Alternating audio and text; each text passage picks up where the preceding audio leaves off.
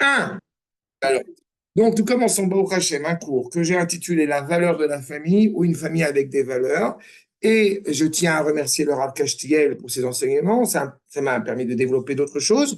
Mais encore une fois, Baruch Hashem, il a donné un cours il n'y a pas longtemps sur cet élément essentiel de demande de, n'est-ce pas, on connaît tous Let My People Go, de demande express, n'est-ce pas, de Moshe Rabbeinu et de Aaron à Cohen envers le pharaon de nous libérer. Et ce qui est étrange, c'est que les justifications de cette demande de libération auraient pu être à deux niveaux. Ça veut dire, tout d'abord, j'ai envie de dire, d'un point de vue moral, il y a une réalité qu'il a mis en esclavage, encore une fois, un peuple, donc il demande à libérer des esclaves, ce qui aurait pu être tout à fait normal, des gens, une multitude de gens qui sont en esclavage, et puis d'autre part, une autre revendication éventuelle, ce qui serait une revendication nationale. Il y a désormais un peuple, ce peuple, tu le conserves contre son gré, tu l'empêches de vivre librement, c'est en soi un problème. Sauf que, il y a même un troisième niveau. je t'en prie.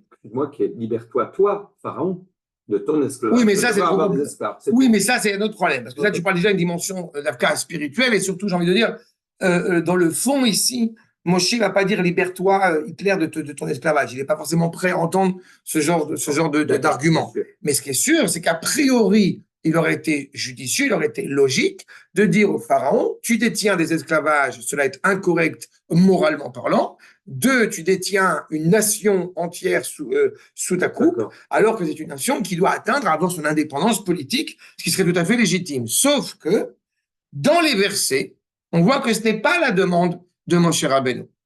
Étrangement, je voudrais vous soumettre les versets que j'ai devant les yeux, à savoir le chapitre 5 du Sefer Shemot, où il est clairement dit Ve'achar ba'u Moshe ve'Aaron, ve'yamru el paro. Donc ils disent au pharaon, Ko amar Hashem, ainsi a dit Akadosh Baruch Hu Elohim Israël, shalach et ami, ve'achoguli ba midbar. Pourquoi est-ce qu'il faut absolument sortir le peuple d'Égypte afin qu'il puisse m'honorer dans le désert, c'est-à-dire m'apporter un sacrifice.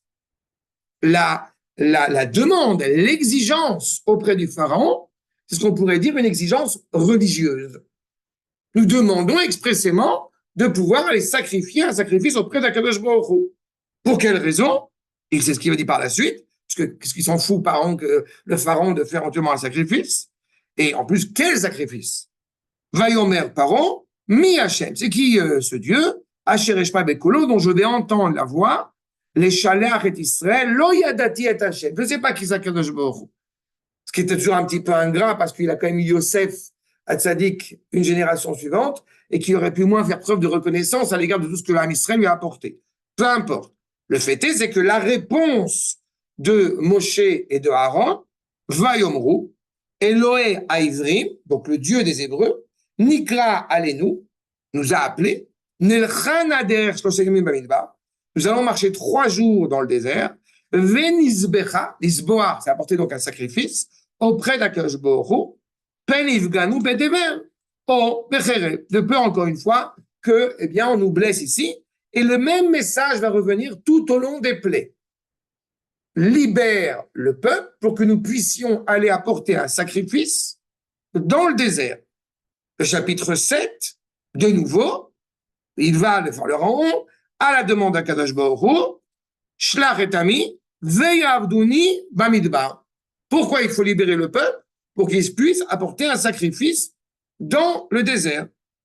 Chapitre 8, eh bien, le pharaon commence, jusque-là, évidemment, il est totalement réfractaire à cette possibilité.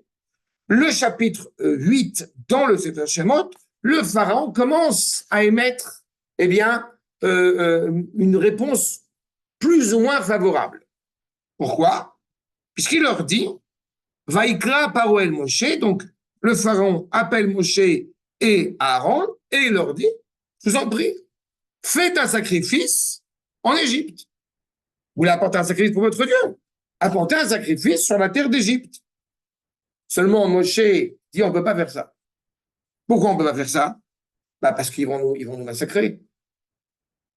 Pourquoi ils vont nous massacrer? Vayomer Moshe, lo nachon la'asot ken. C'est pas bien de faire cela. Pourquoi? Parce que cela serait une abomination pour l'Égypte. Qui ken toevat Mitzraim nisbach l'Hashem Eloheinu hen nisbach et toevat Mitzraim le'enehem velo iskelenu. On va sacrifier un agneau. Le dieu égyptien, on va le sacrifier en plein milieu de l'Égypte, Ouais. mais ils vont nous massacrer. C'est un dieu égyptien, l'agneau? Il est considéré par eux comme étant évidemment leur divinité. Donc, a priori, de faire ce sacrifice, encore une fois, de sacrifier leur Dieu, serait blasphématoire et automatiquement, on se mettrait en danger. Tu imagines cet épisode, encore une fois, en plein milieu de la place d'Égypte, d'agir comme cela. Dire, je suis pas Charlie, je suis Moshe. C'est terrible.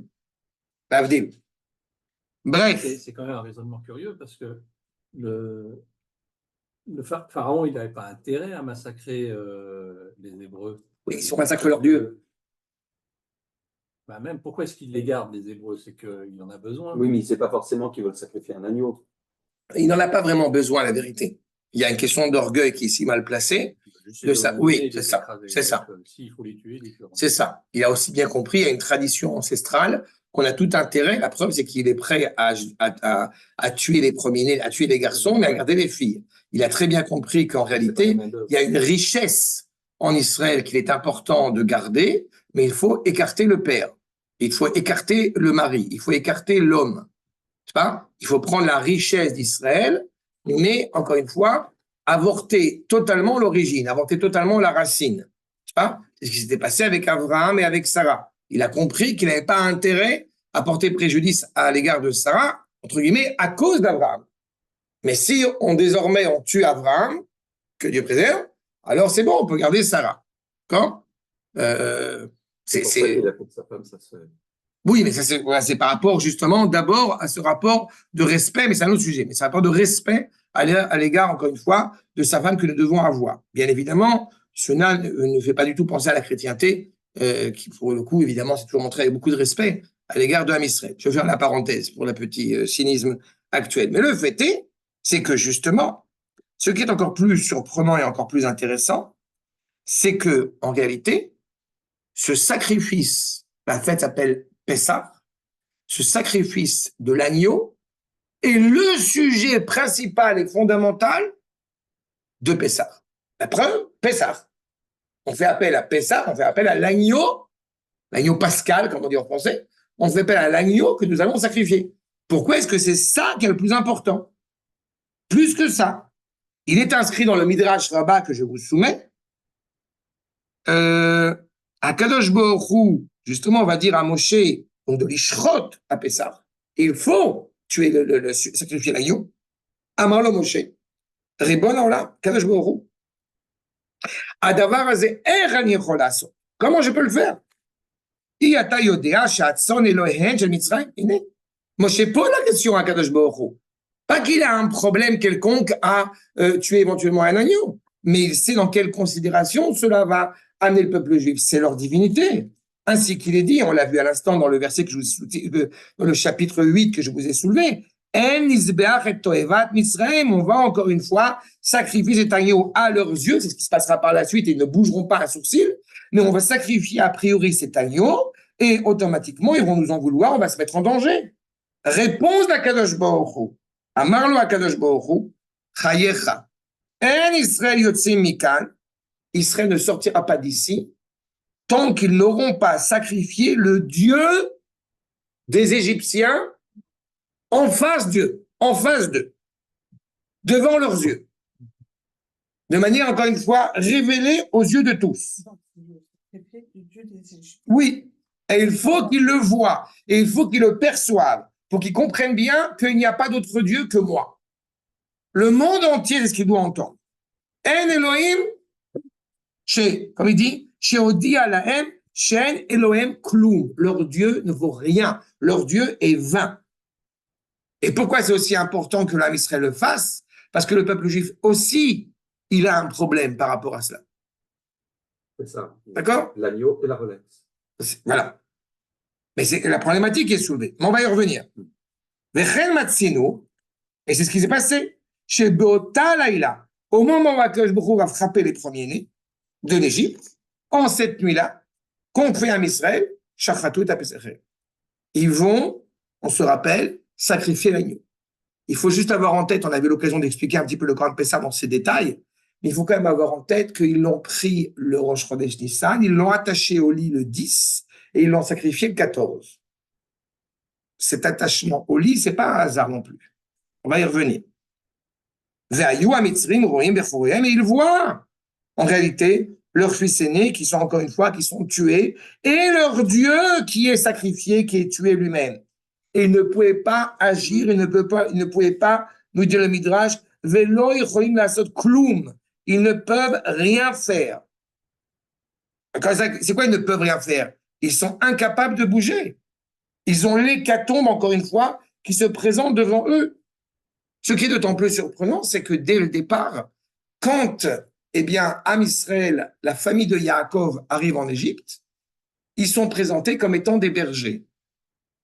Et il se trouve que les Égyptiens n'aiment pas les bergers. Allez de côté à Goshen, là-bas, on ne veut pas de bergers. Il semble qu'il y a un sens à cela. Mais on va y revenir. On est comme ça dans la tête que quand même, malgré tout, encore une fois, on est en train de tuer leur divinité, tuer leur idéologie. Qu'est-ce qu'elle a de si particulier, qu'est-ce qu'elle a de si problématique, cette idéologie? Et d'autant plus que la nature profonde d'Israël, à l'origine, c'est justement d'être berger. Poursuivons. Dans le chapitre 10 du Sefer Shemot, Moshe est donc assis avec Aaron, et ça y est. Le pharaon autorise à Am Israël, on ne peut plus, après la faute des premiers-nés, justement, après la tuerie, la dernière plaie qui s'est produite, les faux. Allez à travailler, Ivdou et Hashem Elohechem. Votre Dieu. Votre Dieu. Après, il verra, il demandera une bénédiction. Mais le fait est, mi ou mi aolchem. Qui vous voulez, allez-y. Et on met à Moshe, Benarenu, Beziknenu neler, Bevanenu, Bevnotenu, Betsonenu, ou Vilkarenu neler. Les femmes, les enfants, le bétail, les agneaux, tout.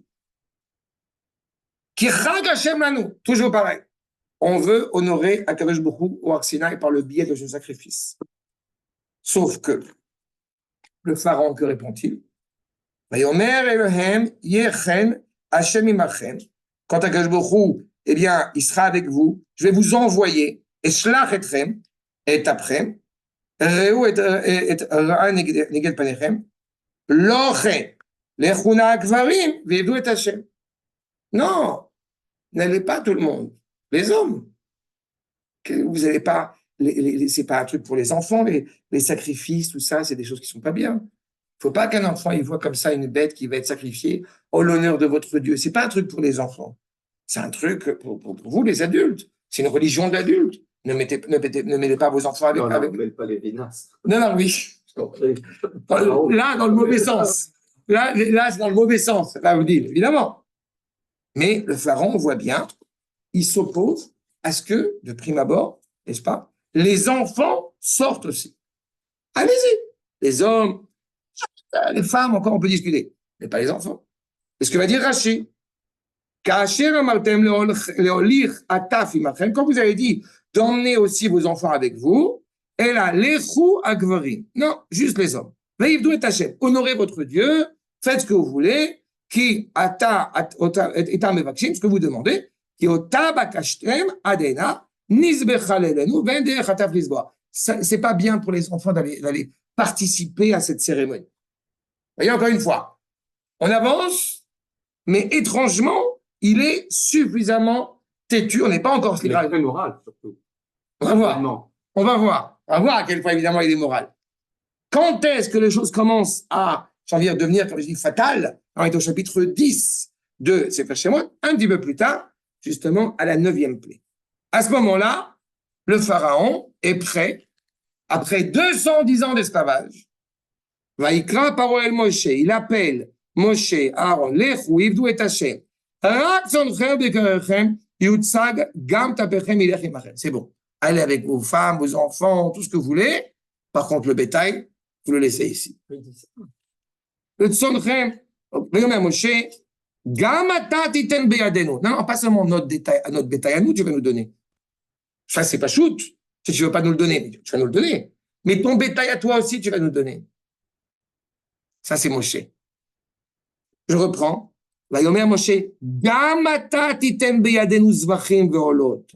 Toi aussi, tu vas apporter tous les animaux pour qu'on puisse les sacrifier sur l'autel. Veolot va'asinu l'Hashem Eloheinu.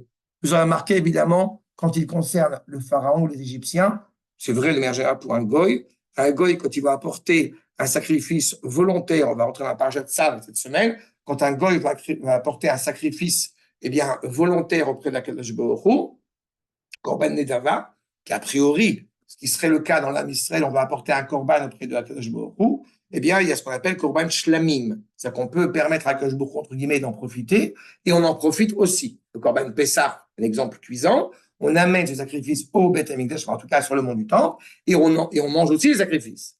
Qu'en ce qui concerne les goïms, tout sacrifice qu'ils pourraient amener est automatiquement traduit en Ola. Il monte totalement pour Akadosh Baruch Hu. Parce que pour le goy, le sacrifice est un moyen pour arriver à ses fins. En aucune manière l'expression de l'amour entre un homme et sa femme, en l'occurrence, entre Am Israël et Akadosh Baruch Hu. La motivation n'est pas la même. Pardon ? Au premier degré, on pourrait penser l'inverse. Pourquoi ?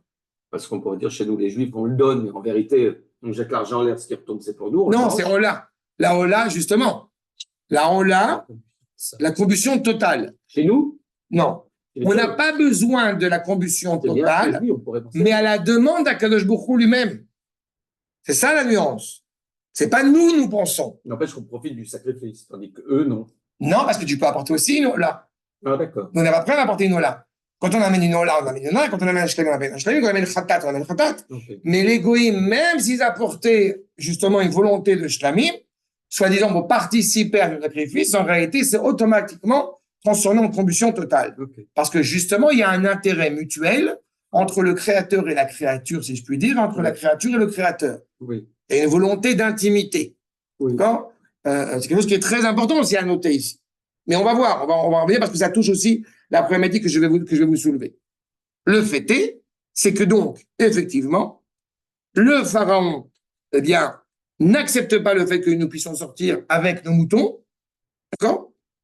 Mais, encore une fois, on sait très bien qu'il avait déjà été annoncé auprès d'Abraham puis auprès de Moshe que nous allons sortir d'Égypte avec Rechush Gadol, avec un grand trésor, pas seulement ce qui nous appartient, mais aussi, encore une fois, l'Égypte en elle-même. Après la faute, après la plaie donc des premiers-nés, la dernière plaie, à ce moment-là, changement de situation, que dit le pharaon ? Kumu. Sou mitor ami, gam atem ben Israël, velechu ivdu et Hashem kedaberechem. Allez servir votre Dieu exactement comme vous avez dit, votre bétail, vos vaches, vos trous, partez. Vous birachtem gamoti. Et vous me bénissez aussi. Il reconnaît, celui qui ne connaissait pas le Dieu des Hébreux au tout début de cet épisode, eh bien maintenant le reconnaît. À ce moment, dans son esprit, il pense que le peuple va revenir.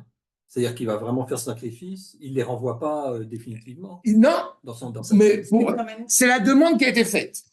C'est la demande qui a été faite. Il dit oui à ça. Il dit oui à ça, mais jusqu'à présent, il a refusé à ça. Mais on peut s'interroger, c'est là où je vais arriver de prime abord. Pourquoi c'est la demande aussi importante aux yeux de la Kadosh Baruch Hu? Juste une question, je t'écoute. C'est la question. Pourquoi c'est la demande aussi importante qu'il puisse sortir, tu veux dire ? Pourquoi c'est la demande aussi importante de sacrifier un sacrifice pour Akadosh Baruch Hu dans le désert? Pourquoi est-ce ça la demande formulée par Moshe et Aaron depuis le début, plutôt que simplement demander au pharaon de légitimer la libération du peuple juif pour des raisons morales ou pour des raisons nationales, de libérer le peuple juif d'Égypte? C'est la première question. La deuxième question qui est fondamentale, c'est que ce que ça signifie, pourquoi ils sont aussi têtus, les Égyptiens et en particulier le pharaon, pour être aussi fidèles, pour être aussi dévoués à cette divinité de l'agneau. Qu'est-ce qu'elle a de spécial? Qu'est-ce qui les ennuie dans le fait de sacrifier un agneau, donc de ne pas aimer justement les bergers? Et juste un dernier point, je t'écoute. Et donc, je t'écoute, mais juste un point. Rachi, par rapport au verset que je viens de citer, nous dit Gam tzodchem, gam bekarchem kefu, fonetu, ou maou, be'asher dibartem, gam atem titen beyade, gam ata titen beyadenu, zvachim ve'olot, kefu ka'asher dibarchem. C'est-à-dire que non seulement le pharaon accepte clairement qu'on prenne tout, mais qu'on prenne aussi son bétail à lui. Il y a une annihilation totale, encore une fois, de l'état d'esprit, de la culture, encore une fois, égyptienne, qui ici est totalement abrogée et totalement annulée. Qu'est-ce qu'elle véhicule à travers l'agneau? C'est là, je répète, c'est la deuxième question que je veux essayer de soulever. Ken?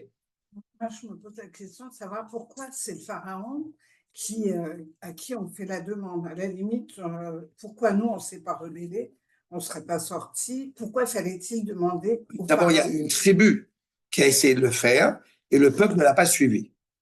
Et le peuple ne l'a pas suivi. Donc, D'accord? pour que le peuple suive, il fallait qu'on fasse la... Non, c'est pas ça. Je répète. Tu as une réalité qui existe, qui est vraie. La tribu de Ephraïm, elle avait prévu de sortir. D'accord? Elle avait prévu de sortir, seulement le peuple ne l'a pas suivi. On peut imputer à cette problématique, c'est le deuxième cours qu'on va un petit peu aborder cette problématique-là aussi, sur le fait qu'il n'y a pas eu encore 400 ans en Égypte. Donc, a priori, le peuple s'interroge s'il est temps de sortir ou non. Et malheureusement, c'est ce qui a fait que la majorité du peuple, à part cette tribu de Ephraim qui va être massacrée, eh bien, n'a pas voulu sortir. Et puis surtout, tu as un problème essentiel que, malheureusement, le peuple juif, dans une situation d'extrême esclavage, eh bien, n'a pas la force de se rebeller, de se lever et de sortir d'Égypte par lui-même. Il y a eu comme ça des réalités dans l'histoire, c'est assez rare. On a quand même Hachem avec nous, donc on aurait pu C'est très mignon ce que tu dis. Vraiment, j'ai envie de te dire, là, pour le coup, mais alors, Tzadeket, Mechila, j'ai pas plus là. Mais non, mais je me demande parce que de quoi tu parles? De quoi tu parles? On est dans une situation, le peuple juif, dans une extrême pauvreté. Une seconde, c'est terrible ce que tu dis maintenant. Dans un extrême esclavage, et on vient aujourd'hui, on a Hachem avec nous. On ne fait pas de la mystique. On est à Auschwitz. Mais à Auschwitz, on n'est pas posé la question de sortir. À Auschwitz, Victor Frankel, il te dit, est-ce qu'on a une raison de vivre ou non? De quoi on parle? À l'Inquisition espagnole, de quoi on parle? Donc, notre histoire, malheureusement, elle s'est perdurée depuis des millénaires. Non, mais le peuple juif, il s'est malheureusement totalement devenu dépendant de la réalité égyptienne. À tel point que les anges tutélaires, comme il est bien coutume de le rappeler, ont dit, pourquoi tu sauves ce peuple? Ovdei Avodah Zarah. Il n'y a aucune différence entre un Égyptien et un Juif. Et je te réitère la demande. Pourquoi est-ce que si c'est aussi simple que Hachem est avec nous, alors pourquoi est-ce qu'aujourd'hui dans le monde entier, eh bien il n'y a pas des propagandes, tu parlais tout à l'heure avant de commencer l'étude, pourquoi il n'y a pas des campagnes qui disent mais comment vous pouvez rester une seule seconde de plus dans une terre impure alors que nous avons Eretz Israël, Baruch Hashem, que le peuple est revenu chez lui? C'est exactement la question que j'avais envie de poser. Mais oui, mais c'est une réalité malheureusement que tu vois à l'origine même. Et la majorité du peuple, tu vois bien, la majorité du peuple, elle n'est pas sortie. Le 1/5, il est sorti, les 4/5, ils sont restés morts en Égypte. Surtout qu'ils peuvent très bien se dire, de même qu'on n'a peut-être pas fait la durée qu'on devait faire, qu'on est là où Hachem veut qu'on soit. Il y a une volonté, et vous voyez bien que par rapport à ce sacrifice, il y a une volonté, et c'est ça qui est malheureusement peut-être le plus terrible, mais il y a une volonté aussi, et évidemment on va en parler, mais une volonté de réveiller le peuple juif. J'ai maintes et maintes fois eu l'occasion de rappeler que quand on se demande est-ce que le sang était à l'extérieur ou le sang était à l'intérieur, je rappelle à propos les enseignements de Rashi qui disent que le sang était à l'intérieur. Ot zikaron lachem, c'est une controverse avec Rabbi Shimon et Rashi. Rabbi Shimon dit que c'est à l'extérieur, Rashi dit que c'est à l'intérieur en se basant sur ce verset. Ot zikaron lachem. C'est vous qui devez, encore une fois, mettre ce signe d'alliance. Il n'a pas besoin de voir quelle maison il va être épargnée et quelle maison elle va mourir. Ah ouais, genre. C'est nous qu'on avons besoin. Est-ce que toi, tu es prêt à sortir? Est-ce que toi, tu es prêt à prendre, comme j'aime souvent le rappeler, est-ce que toi, tu es prêt à prendre la croix de Jésus et le croissant lune de l'autre abruti analphabète, de le cracher en 15 000 morceaux et de le mettre sur ton mur? Est-ce que toi, tu es prêt à le faire? Il n'était pas analphabète, ceux qui le suivent. Il est analphabète. Il est analphabète. Ah, c'est vrai? Oh, oui. Il a signé de sa main à la fin du Coran son beau-frère qui a écrit le Coran, qui a joué. C'est un commerçant. Ah Oui, il était politique. Peu importe. En tous les cas, le fait est, c'est que c'est ça la vraie question. Le peuple juif, malheureusement, est dans une situation, encore une fois, d'esclavage au possible. Et face à cela, nous avons cet idéal, semble-t-il, de berger. Il faut comprendre pourquoi est-ce que, encore une fois, là, cette divinité égyptienne, elle a tellement d'importance pour le pharaon. N'oubliez pas, encore une fois, un petit détail, ceci étant dit, que notre carte d'identité nationale, pas que le soir de Pessah, notre carte d'identité nationale, c'est de sacrifier tous les jours, le matin et le soir, des ovins. Le Corban Tamid. Le Corban Tamid, c'est exactement cette problématique-là. Donc, pour manger de la viande et de synchronie, ils sont complètement à l'inverse. Pour l'instant, c'est clair. Non, mais le Corban Tamid, il est pas, on mange pas. Ah. Le Corban, c'est pas comme le Corban Pessah. Le Corban, tu te nourris de lui. Tu peux être végétarien toute l'année et manger Corban Pessah le soir du Seder. J'ai compris. D'accord? Mais le Corban Tamid qui est pratiqué au Beth Amikdash, il est sacrifié le matin et le soir. Et encore une fois, c'est une réalité, clairement, qui est ordonnée par Akadosh Baruch Hu auprès de Ham Israël. Il y a une constance. Alors, on se demande, effectivement, comment une sagesse égyptienne aussi importante, aussi grande, puisse être réduite à une telle ignominie, une telle bêtise. Il y a toujours cette problématique qu'on trouve chez les modernes, à dire que l'idolâtrie, c'est quelque chose de totalement primitif, de totalement bas et grossier et vulgaire. Comme ça, dans le monde universitaire, l'idolâtrie, et quand on a commencé Netzach ensemble, on s'était rendu compte à quel point cela n'était pas aussi évident que ça à l'époque. Mais justement, il y a quelque chose ici qui est sous-jacent à ce culte de l'agneau. Je voudrais vous permettre de vous citer le Guide des Égarés, Moreh Nevuchim, le Rambam. Pour l'instant, évidemment, je ne vous ai pas encore livré, parce que c'est comme ça le sujet du cours à la base. C'est quoi le rapport avec la famille? La famille qui aurait une valeur extraordinaire ou une famille qui transmet des valeurs. On va y revenir. Le Moreh Nevuchim, le Guide des Égarés du Rambam, nous dit la chose suivante. La Torah nous a déjà enseigné, comme l'a dit Onkelos, que Mitzrayim Akadmonim Ayovdim et Mazal Talé. Ils honoraient cet agneau.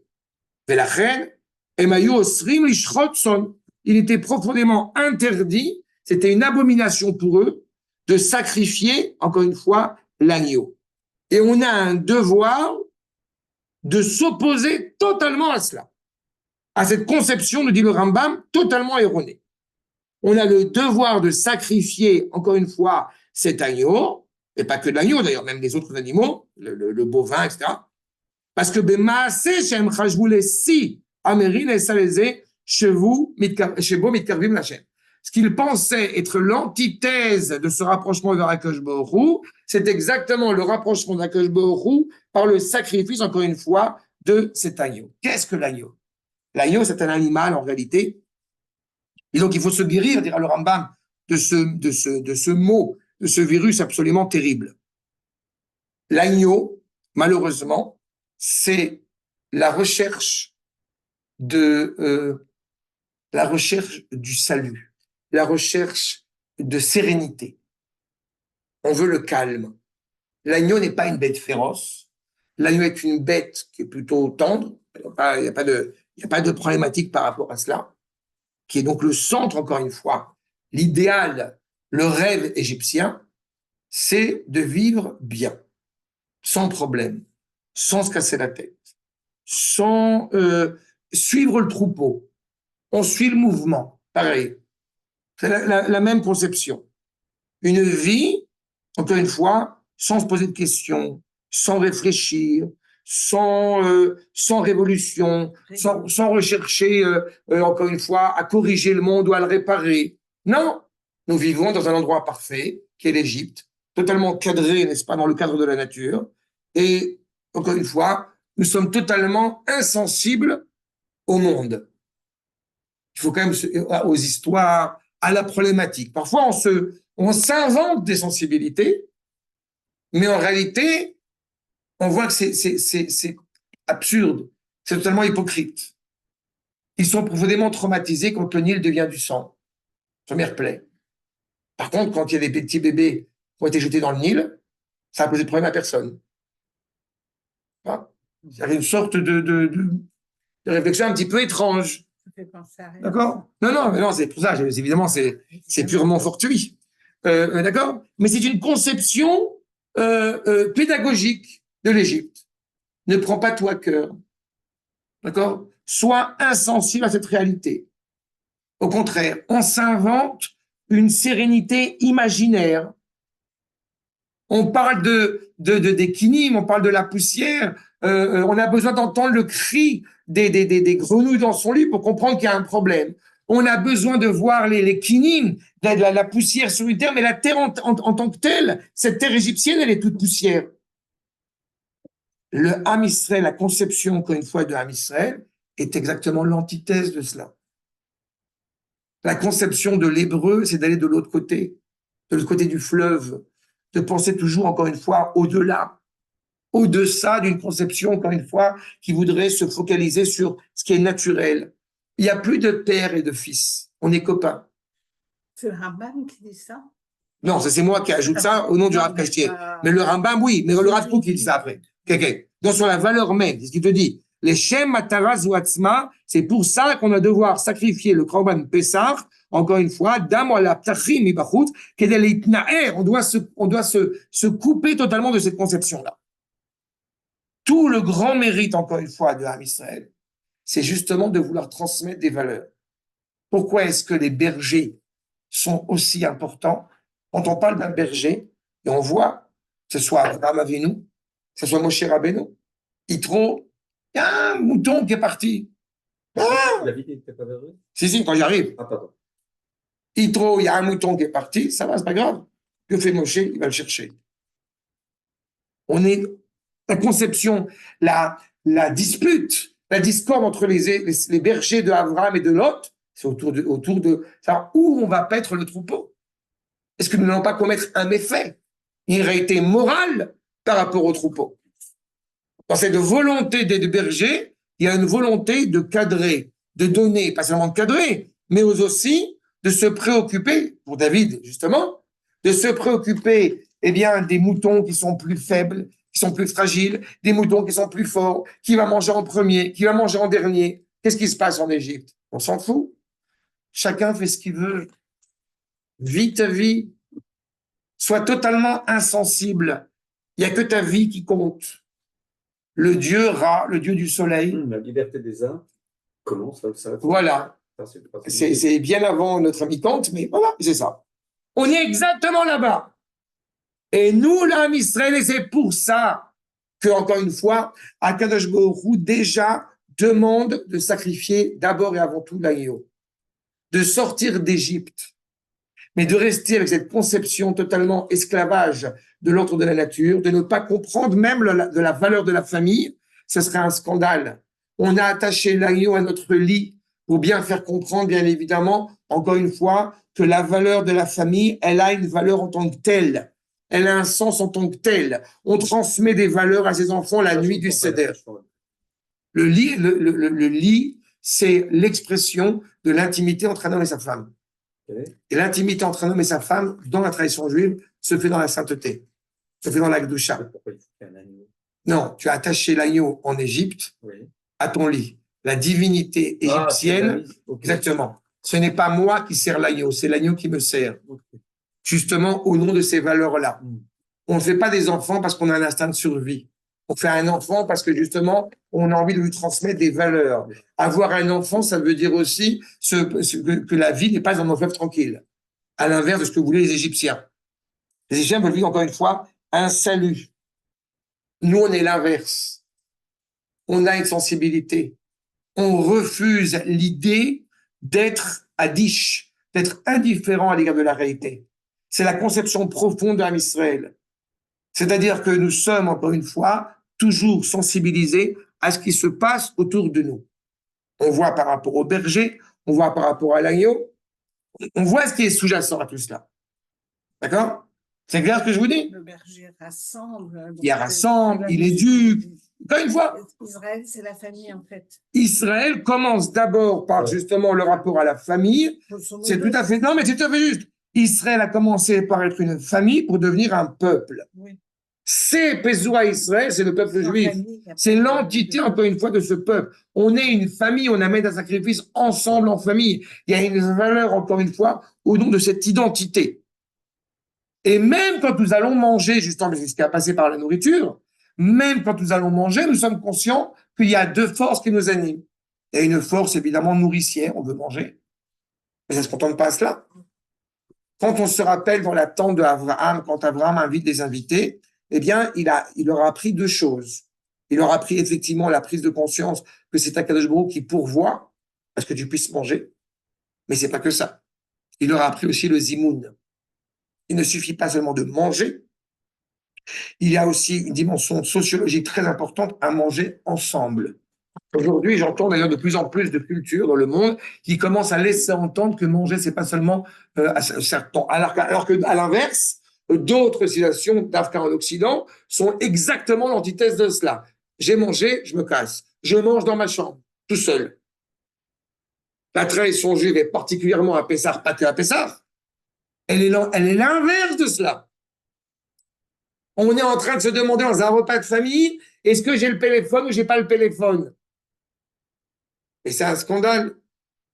C'est toute l'antithèse, encore une fois, d'Am Israël. L'antithèse d'Am Israël met en évidence, encore une fois, la valeur de la famille. Je voudrais vous citer, avant de passer la suite, parce que là, c'est que l'introduction, et je voudrais vous citer le Rav Kook dans Olat Raya, justement. Kevasim ben Eshana, Shnaim le Yom Olat Tamid, c'est le Korban Tamid que j'évoquais à l'instant.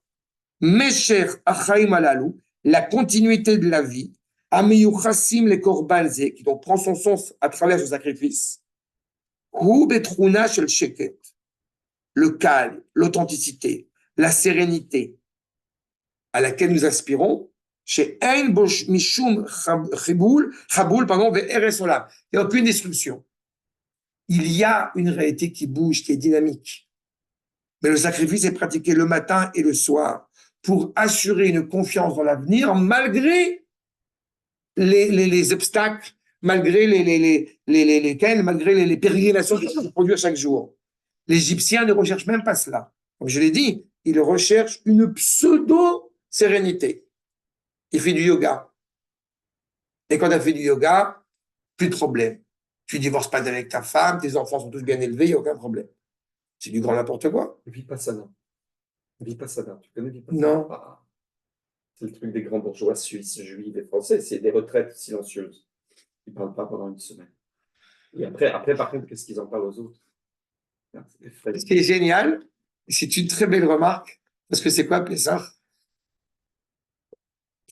Oui, c'est parler. Toute l'idée de Pessah, c'est parler, c'est discuter avec son prochain. Exactement l'antithèse.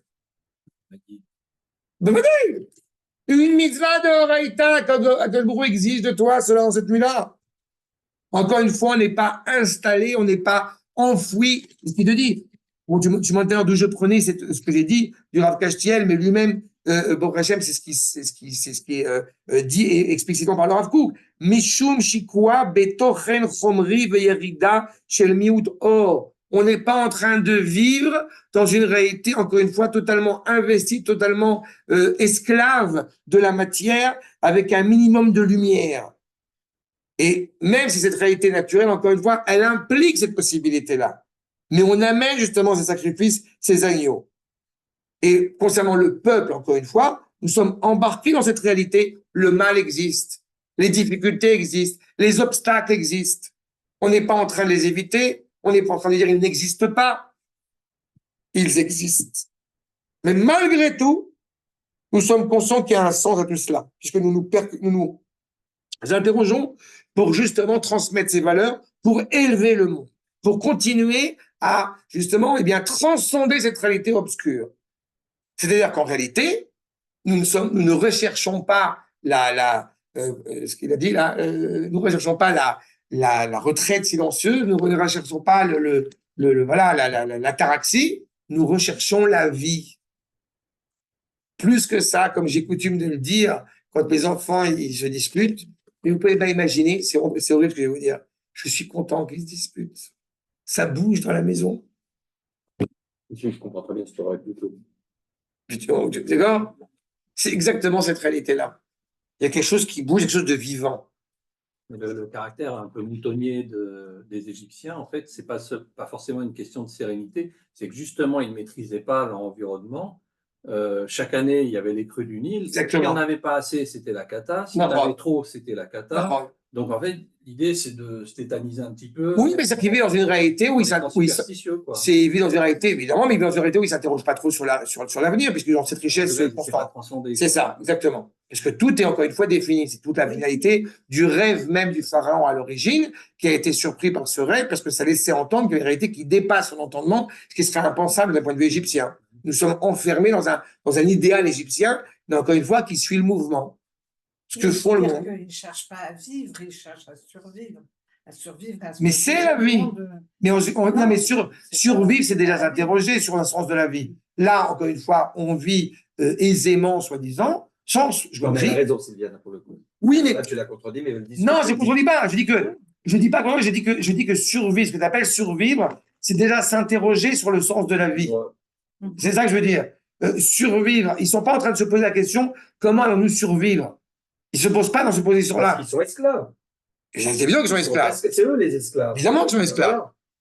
Évidemment qu'ils sont esclaves. Mais dans leur conception, et c'est pour ça qu'ils s'opposent à l'agneau, au sacrifice de l'agneau, parce que c'est-à-dire que ça remet en cause ce petit train, cette routine quotidienne. Oh, j'ai oublié de te ramener toi. D'accord?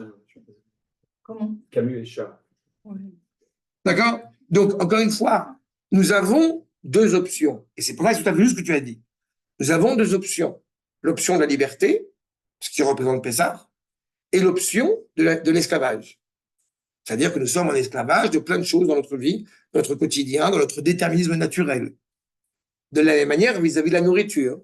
Est-ce que la nourriture, en réalité, eh bien, elle ne sert que à donner, à survivre, ou elle a une valeur qui, justement, eh bien, doit être comprise dans sa profondeur. Peut-être pour justifier, j'ai envie de dire, et ratifier mon propos, je vous indique que en plein milieu du Seder, il y a le repas. Il y a le repas avec ce signe, n'est-ce pas, dans le Seder, qui est appelé Shulchan Orer. Pas Shulchan Aruch, mais Shulchan Orer. C'est un présent. C'est un verbe actif. On va essayer de comprendre pourquoi. Mais il y a cette épine dorsale qui est au cœur même, encore une fois, qui est au cœur même de notre, qui est au cœur même, encore une fois, de notre repas. Qui est au cœur même de notre Seder. Maintenant, peut-être il faut avoir en tête, si on remonte un petit peu dans l'histoire, il faut avoir en tête la faute du premier homme. La faute du premier homme, bien évidemment, elle fait appel à la problématique posée par la nourriture. S'être nourri, n'est-ce pas, de l'arbre de vie, et qu'il nous faille réparer cette erreur, pas en jeûnant, mais en mangeant. Il y a une manière, semble-t-il, dont nous allons manger, qui va permettre de donner un sens à cette nourriture, qui va permettre donc de donner un sens à ce sacrifice que nous avons. C'est sur lui que nous parlons, c'est sur lui que nous mangeons, et qui va permettre, par là même, encore une fois, de donner un sens, je répète, à la valeur même du corps. On voit bien que quand le bébé naît, la première chose la première chose à laquelle le bébé pense, ce n'est pas au Rav Kook. La première chose à laquelle le bébé, en naissant, pense, c'est, si on peut dire penser, c'est boire du lait. La présence du corps, la valeur, encore une fois, la valeur du corps, honorée à Kadosh Baruch Hu, commence d'abord par ce rapport au corps. Shulchan Orer. Ce n'est pas quand nous arrivons à Shulchan Aruch que nous avons fini le Seder. Non, nous sommes en plein milieu du Seder. La valeur du corps a une valeur essentielle, et elle a une valeur essentielle qui précède le don de la Torah à Shavuot. On pourrait se dire, nous allons séparer les deux choses, la spiritualité d'un côté, la matérialité de l'autre côté. Qu'a fait le pharaon en Égypte? Ceux qui étaient les Lévim, ceux qui étaient les serviteurs d'une spiritualité, ne travailleront pas dans les champs. Ils vont être esclaves, mais dans le palais du pharaon, spirituellement, pendant que les autres vont être travailler dans les champs. On sépare les deux. Arrive, on a commencé par le Corban de Pessah, mon objectif c'est de parler de la famille, de prendre la valeur de la famille justement. Et arrive donc cette exigence, comme je l'ai dit, du sacrifice de Pessah, c'est le sacrifice, cette monotonie quotidienne, de sacrifier cette routine à laquelle l'Égyptien voudrait participer, et de lui dire non, ça ne se passe pas comme cela. Il y a une valeur à être sensible, il y a une valeur à ouvrir le cœur. On se rappelle quand même que l'exigence d'Akadosh Baruch Hu, on voudrait être insensible. Quand commence la sensibilité du monde à l'égard d'un méfait dans le monde, et quand est-ce qu'elle se termine? En général, elle dure 2 jours. On va être gentil. Je parle en Égypte, je ne parle pas par rapport à l'Europe, bien évidemment. Ça dure 2 jours. Parce que c'est de l'hypocrisie. C'est faux. Souvent, on a l'occasion de parler de ces discussions tellement intéressantes. Les pauvres Africains qui meurent de faim. Et qu'est-ce que tu fais? Rien. Donc pourquoi tu parles? Ça me soulage. Donc c'est toi qui es au centre. Non, l'âme Israël est tannée par cette sensibilité perpétuelle. Ces mêmes valeurs qu'il transmet à ses enfants, ces mêmes valeurs qu'il transmet à Israël. Le soir du Seder, la mitzvah de manger, le Corban Pessah, la matzah, la mitzvah de raconter la sortie d'Égypte à ses enfants.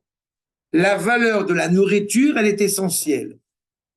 Et on le voit bien dans la faute du premier homme, justement, qui est animé à la fois par une neshama et à la fois par un corps, qu'il doit ne pas négliger le corps, mais le comprendre dans son sens le plus pur qu'il soit.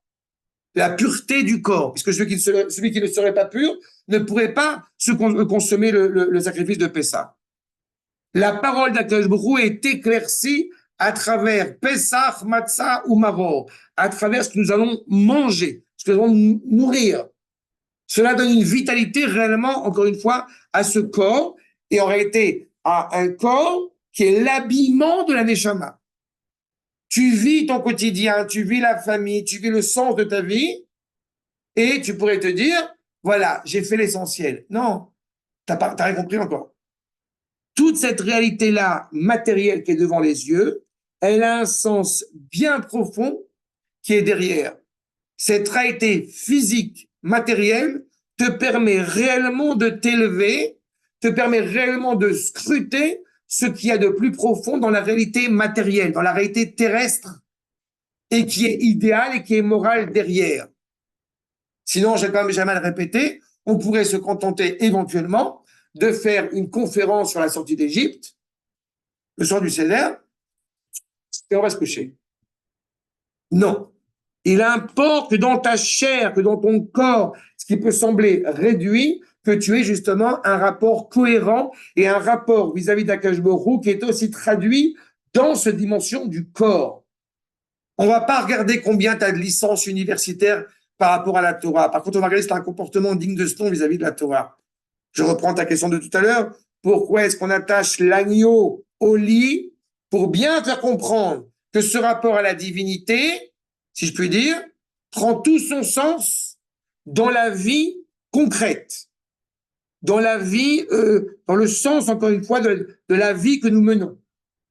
Je voudrais vous citer, on va commencer, je voudrais vous citer 3 choses. On va commencer par le Rav Kook, qui nous dit, justement, sur ce point, c'est ça. Regardez, je vous cite le Rav Kook pour reprendre. Ça me permet de faire de l'ordre ce que j'ai dit. Quand la vie est animée par 2 forces, Koach Avdut, Koach Acherut, la force de l'esclavage, on est subi à. Je vous rappelle qu'Abraham, quand il a accueilli des invités, la première chose qu'il a fait, c'est qu'il a fait nettoyer les pieds de ses invités, leurs mauvaises habitudes d'idolâtrie, raglaim, ergelim. D'abord, ils enlèvent de leur tête une idée qu'il y aurait une bouche qui va parler de Torah et une bouche qui va manger. C'est la même bouche, comme dirait Rabbi Shimon. Il y a deux forces qui sont vitales. La force qui nous pousse vers le haut et une force qui pourrait nous laisser en état d'esclavage.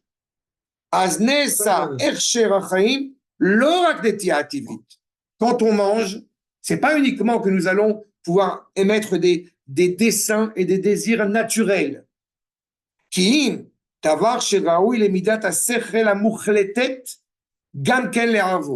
il y a aussi une valeur.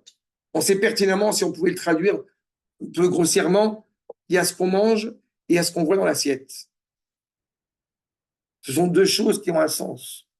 Vous pouvez voir dans les familles traditionnelles de quoi on parle à l'approche de Pessah.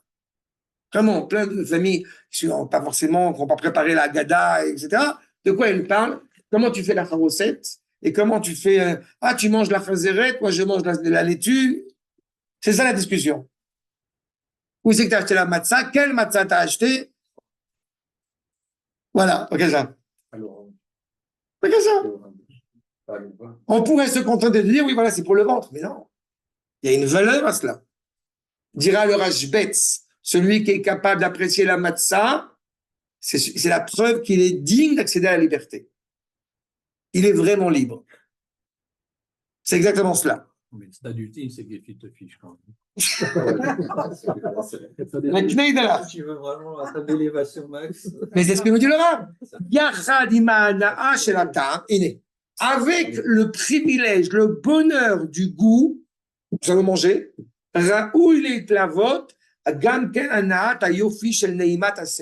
c'est pas seulement qu'on va manger, ce qui est totalement extérieur, qu'on trouve chez les goïms, encore une fois, un intérêt personnel de ce qu'ils vont consommer. Vous retenez? Vous êtes avec moi, peut-être?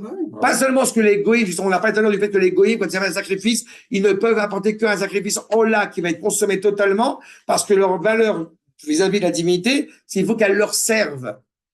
Quand un goy va servir Dieu, si je puis dire, et que Dieu lui a pas apporté $1 million sur son compte en banque, il dit, j'aime pas ce Dieu, je ne le sers plus. Un juif traditionnel, quand il sert à Kadosh Baruch Hu et qu'il n'apporte pas le cadeau qu'il espérait, il se demande qu'est-ce que j'ai pas bien fait, qu'est-ce que je dois réparer pour pouvoir être méritant de recevoir ce que Kadosh Baruch Hu veut me donner. Le conflit de Caïn et Abel. C'est à l'origine, tout à fait. Bien sûr. Toute la problématique, elle est là. Il amène des tomates pourries, Abel amène genre cette volonté, c'est rien. Sauf qu'il a un problème, Abel, c'est qu'il n'a pas su éduquer son frère. Ce qui en soi est un problème.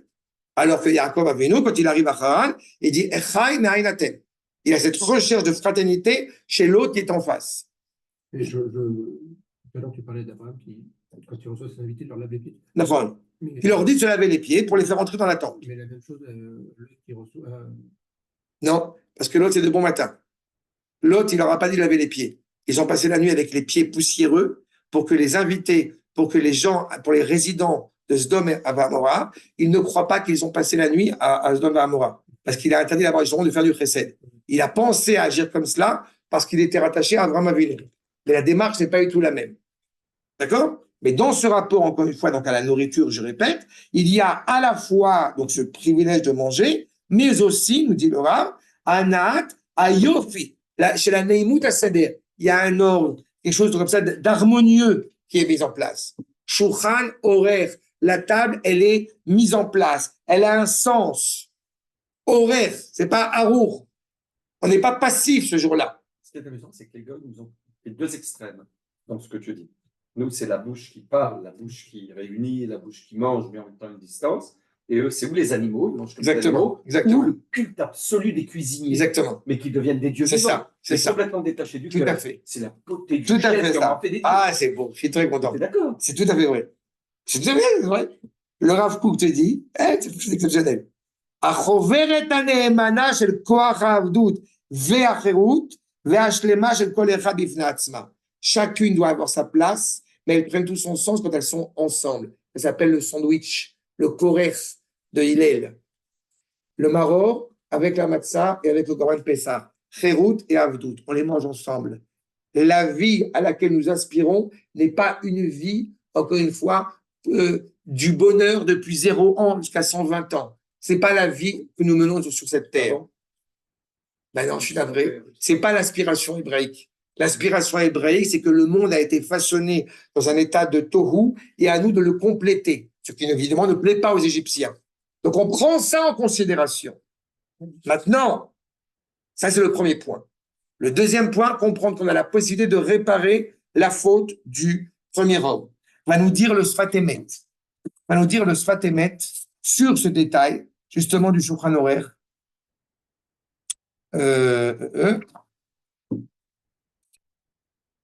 Okay.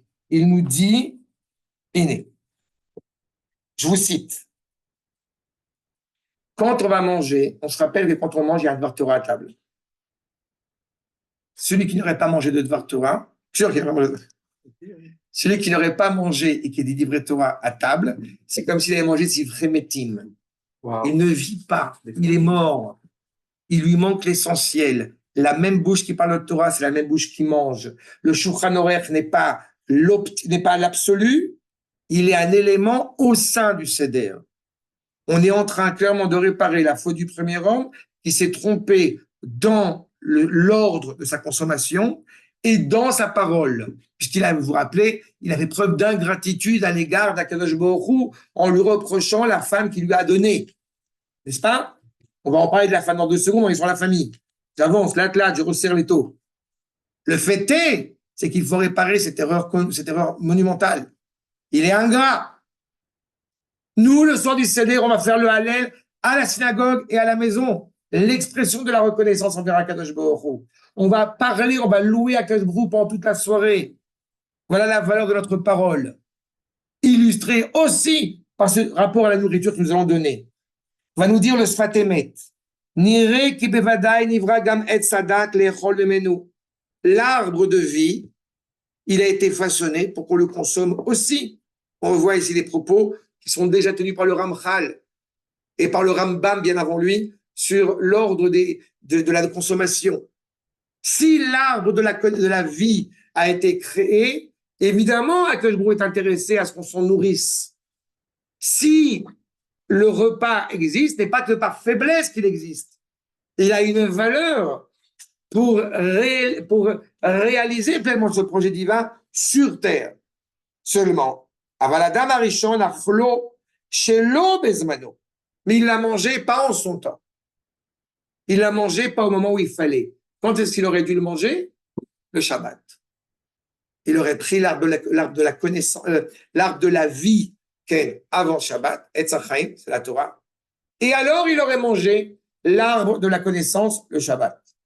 Seulement, comme vous le savez, il a mangé d'abord de l'arbre de la connaissance, Etz Hadat, et il n'aurait pas pu manger de l'arbre de la vie après.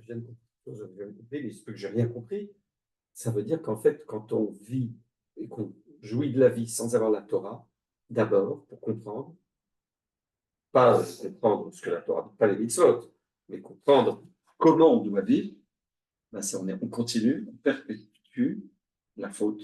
C'est une réalité que tu ne peux pas corriger si ce n'est par ta mort après 120 ans. Non, mais ça, ce que je viens de dire. Oui, mais en réalité, c'est vrai. Mais en réalité, on peut pas se flageller. C'est une réalité non, ce que je veux dire, c'est une réalité qui est de facto. D'accord? Ça trop tard pour l'étudier. Non, oui, l'étudier, oui, mais réparer cette réalité de Adam Arishon à l'échelle individuelle, on ne peut pas la réparer si ce n'est en passant par la mort pour revenir à la fin des temps, à la résurrection des morts. Mais à l'échelle de la nation, le Ham Israël qui naît à Pessah, eh bien, a réparé cette faute du premier homme. Il a déjà la préfiguration de la réparation, qui se confirmera encore plus au don de la Torah. Mais justement, comment est-ce que nous allons malgré tout entamer une réparation en mangeant et en ayant des paroles de Torah ensemble? Et justement, c'est ce qui se passe au soir du Seder. Achlou shelo bezmano. Velo utalo lechol. Donc il appelle l'apparition de manger. Kaya mouchan rakem ekabler la Torah. Cette nourriture, la même manne qui est comparée à la matzah, ce même pain céleste qui est un pain qui nous permet de nous préparer à recevoir la Torah, C'est donc en réalité pour pouvoir réorganiser les choses. C'est-à-dire qu'il y a une valeur, encore une fois, à cette nourriture céleste et terrestre, si je puis dire, que nous allons consommer en cette nuit-là. Et c'est un actif, comme on dit, Shulchan Orer.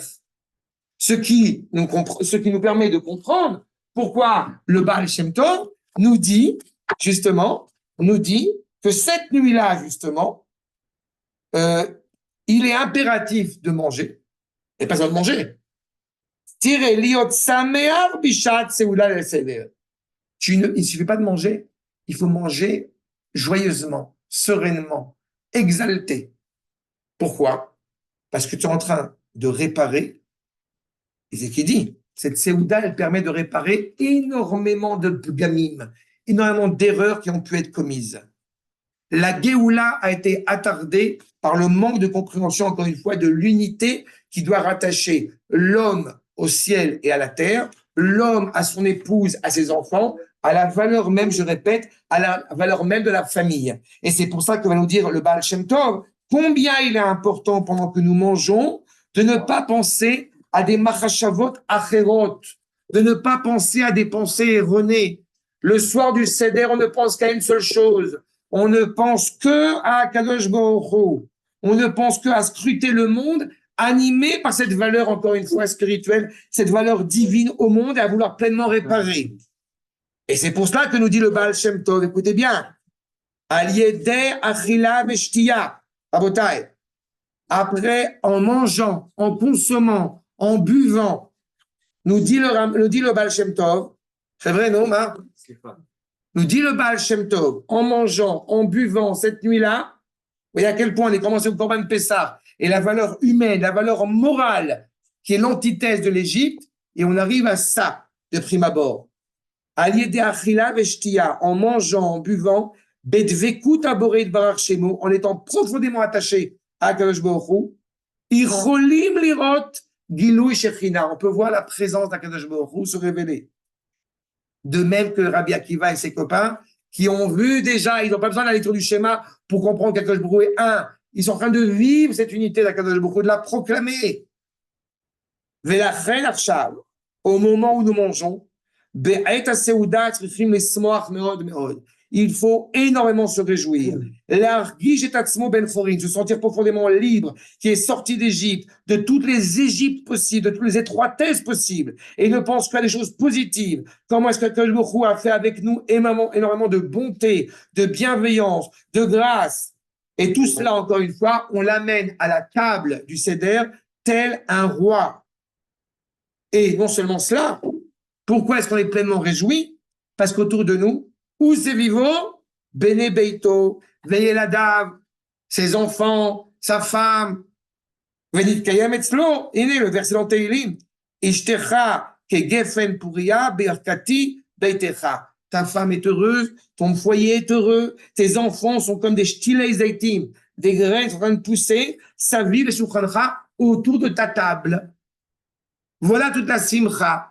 Ce qui a posé problème à Adam Arishon, justement, c'est que malheureusement, il n'a pas su, à ce moment-là, comprendre à quel point il était le maître en étant rattaché au bien, en étant rattaché à la morale, puisqu'on a signifié, justement, que toute la valeur de l'agneau aux yeux des Égyptiens, c'est la routine quotidienne, c'est le troupeau. Il y a des émissions, il y a des trucs sur Internet, machin, qui disent le Seder idéal. Et on a l'impression que c'est le Seder où personne ne bouge, on n'entend pas une mouche voler, tout se passe bien, etc. Le verre de vin, surtout, il n'est pas tombé. C'est pas mais non seulement c'est pas mais ça serait un Seder qui serait absurde. Le Seder idéal, c'est justement parce que ça bouge de tous les côtés. Il y a cette vitalité-là. Maintenant, c'est quoi le Shulchan Aruch exactement?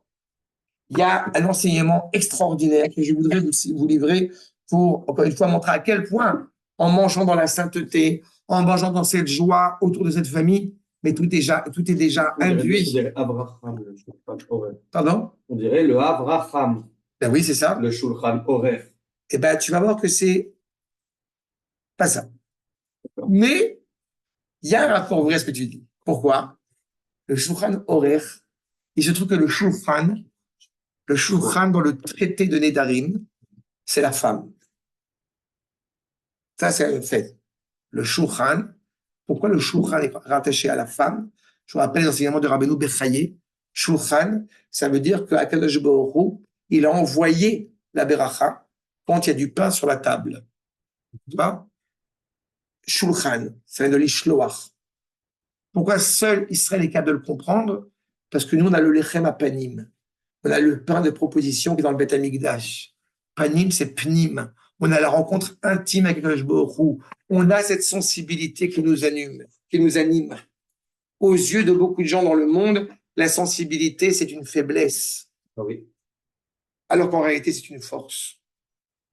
Parce qu'on a vraiment une prise de conscience de la valeur même de la vie. Justement, si la table, va nous dire le Ben Ishraï, eh bien, est rattachée à cette dimension de la table, c'est pour nous faire comprendre quelque chose d'essentiel. Une femme. La femme, ce que j'ai dit. Tu as dit la table, attachée à la dimension de la table. Vous avez ok. Nous dit le Ben Ishraï, et c'est la dernière chose que ça va mettre. On dit, oui, les Sfaradim sont machos, bêtise monumentale. Le Ben Ishraï, un des maîtres de Ramon de Khalia, ok? En aberacha metsuya betor beito, il nous rappelle au nom de la traité Baba Metsia, la bénédiction n'est pas dans la maison de l'homme, et là, ba'avour ishto shel adam, si ce n'est grâce à sa femme. Vous remarquez que la tradition juive, elle est contre le célibat. D'accord? Elle est contre l'idée même de vivre tout seul sa vie de juif. Sa vie de juif ne se mène qu'en famille. Shulchan Orer. Il dit, Shulchan, c'est la femme. Orer, ça vient de Le'aris. Tu dois être capable d'apprécier ton épouse. Chez l'otezalzelba, qui est nena, shifra lecha. C'est pas ta servante. Et la tsarir chez techabda arbe. Il est fondamental que tu respectes pleinement. Dois-je vous rappeler ce que c'est que la famille égyptienne traditionnelle? Avec une femme très généreuse, qui a plusieurs fils aînés parce que tout commence par le mari et que la femme, elle est très ouverte. Ce que représente la débauche en Égypte. Le manque de respect total, encore une fois, entre le rapport entre les hommes et les femmes. Avodat Parer, un des midrash, je vous rappelle, nous dit Perach, c'est la bouche a priori agréable, alors qu'en réalité, on a donné des travaux de femmes aux hommes, des travaux d'hommes aux femmes. Dans le monde occidental aujourd'hui, exactement. Le monde occidental se mépris qu'il y a pour une distinction claire entre un homme et une femme. C'est un fait établi. Ce n'est pas respecter une femme que de la considérer comme étant un homme, et ce n'est pas respecter un homme que de le considérer comme étant une femme. On est chez Ben Ishraï. Le respect qu'on doit avoir à l'égard de son épouse.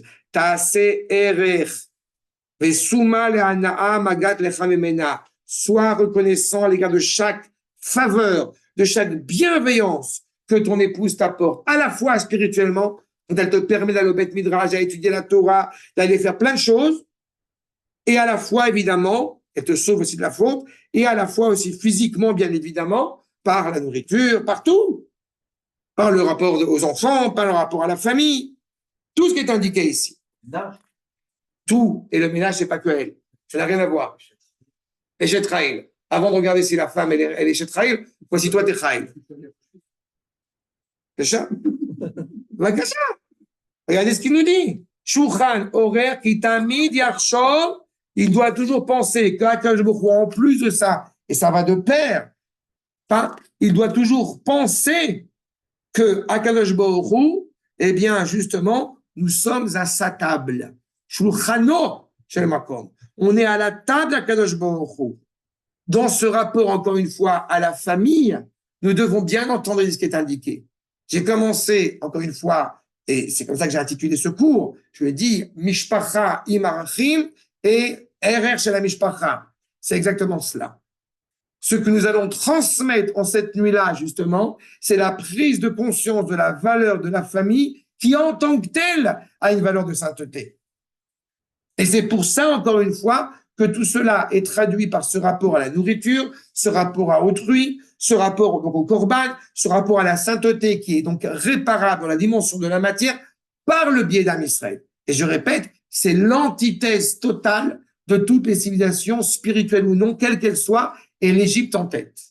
Est-ce que vous avez encore d'autres choses à vous dire? Ah oui, peut-être pour terminer là-dessus, mais si vous avez une question, je vous écoute. Mais je vous termine juste sur un point, j'ai envie de dire, qui ratifie tout cela, qui se trouve dans Orot Atria, Israël Vetriato, pardon. Okay. Israël Vetriato, du Rav Kook, page, j'ai trouvé ça, page même Vav, non, même bête, pardon. Même bête, c'est ça.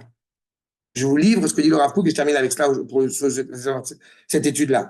Aemouna mishparti, la confiance dans la valeur de la famille, utolada ve'amshacha kavit miota emuna agdola ashruya be'omek ahava. Plus il y a de l'amour entre eux, encore une fois, au sein de la famille, plus il y a une confiance sincère dans tous les paramètres de la famille. C'est ce qui anime le lien qui nous rattache à Kadosh Baruch Hu, encore une fois. On reprend le berger, il y a un cadre, il y a une éducation. Quand on ne donne pas $1 million à son enfant, c'est pas qu'on l'aime pas. C'est qu'au contraire, on l'aime beaucoup. Ou qu'on les a pas. Aussi, ça peut Oui. dans certains cas. Non, mais dans certains cas, mais c'est rare, c'est rare. C'est bon, Mais même si on les c'est avait, vraiment un cours de juif. Un bon antisémite, il entend ça, n'aura pas aimé. Ne donnez pas $1 million à vos enfants. Ça va pas leur faire du bien. non, tu peux donner 2 Mercedes si tu veux, parce que bon, quand même. Non, en réalité, on comprend que même si on avait $1 million, en réalité, il y a quelque chose de très important dans cette valeur même de la famille. C'est ce que nous dit le Rav. Ameila amishpartit imeila me'areset et haishiyut. Quand il n'y a pas justement ce lien, cette confiance encore une fois dans la famille. Combien de fois j'ai pu rencontrer des familles qui parlent encore une fois en disant c'est bon, mes enfants ils dorment, je suis tranquille. Mais on n'est pas tranquille.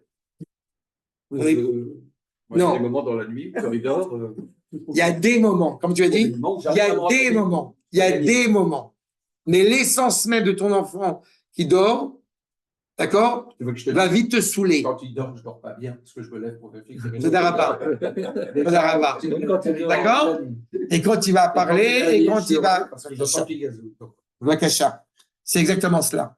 La valeur même du CEDER, c'est ça. J'ai coutume de raconter, je terminerai avec une petite anecdote. Quand j'ai eu mes enfants, je ne sais pas si je vous ai déjà raconté cette anecdote qui me fait toujours beaucoup rire.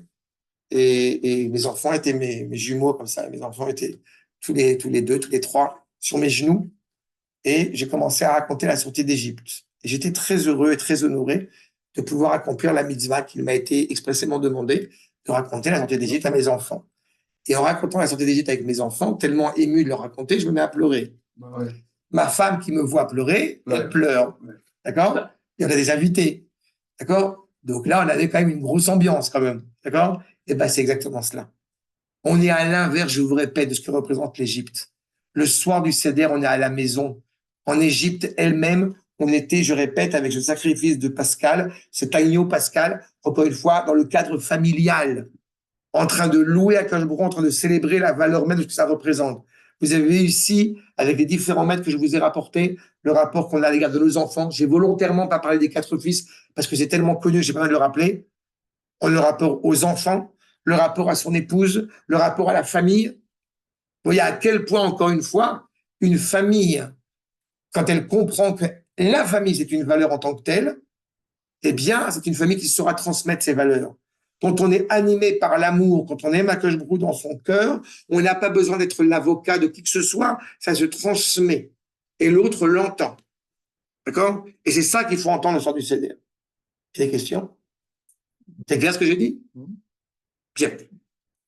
Là, c'était la première partie.